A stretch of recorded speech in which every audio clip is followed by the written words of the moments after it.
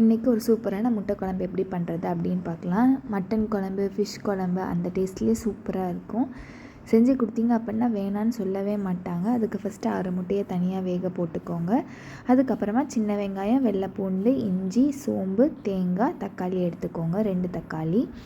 கடாயில் எண்ணெய் 1 ஸ்பூன் அளவு ஊற்றிட்டு எண்ணெய் நல்லா சூடானதுக்கப்புறமா இதில் 1 ஸ்பூன் அளவு சோம்பு சேர்த்துக்கோங்க. சோம்பு நல்லா பொரிஞ்ச உடனே இப்போ இதில் 10 பல் சின்ன வெங்காயம்,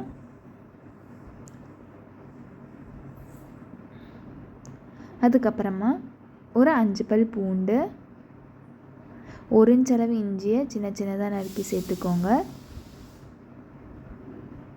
இப்போ வெங்காயமும் வெள்ளைப்பூடையும் நல்லா வதக்கி விட்டுருங்க. வெங்காயமும் வெள்ளை பூண்டு நல்லா வதங்கினதுக்கப்புறமா இப்போ இதில் 2 தக்காளி, முடி அளவு தேங்காவை நான் கீரி சேர்த்துருக்கேன். நீங்கள் துருவி கூட சேர்த்துக்கலாம். இதில் சேர்த்துக்கோங்க. இப்போ இதை நல்லா வதக்கி விட்டுருங்க.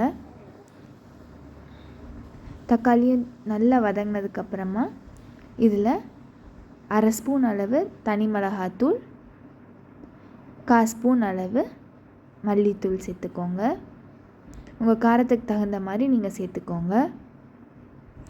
இப்போ இதில் உங்களுக்கு தேவையான அளவு உப்பு சேர்த்துக்கோங்க. நான் கல் உப்பு 1/2 ஸ்பூன் அளவு சேர்த்துக்கிறேன்.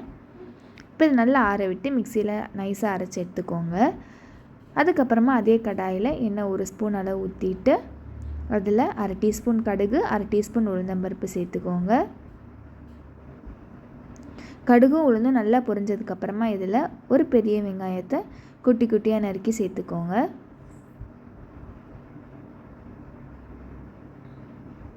வெங்காயம் நல்லா அந்த மாதிரி வதங்கினதுக்கப்புறமா நம்ம மிக்சியில் அரைச்சி வச்ச பேஸ்ட்டு இதில் சேர்த்துக்கோங்க. நல்லா மிக்ஸ் பண்ணி விட்டுட்டு உங்களுக்கு தேவையான அளவு தண்ணி ஊற்றி ஒரு கொதி விட்டதுக்கப்புறமா நம்ம வேக வச்ச முட்டையை இதில் சேர்த்துக்கலாம். இந்த மாதிரி கொதி வந்த உடனே முட்டையை சேர்த்துருங்க. ஒரு 2 நிமிஷம் கொதித்த உடனே அடுப்பு ஆஃப் பண்ணிவிடுங்க. கொத்தமல்லி தழை போட்டு இறக்கிட்டிங்க அப்படின்னா ஒரு சூப்பரான முட்டை குழம்பு ரெடி.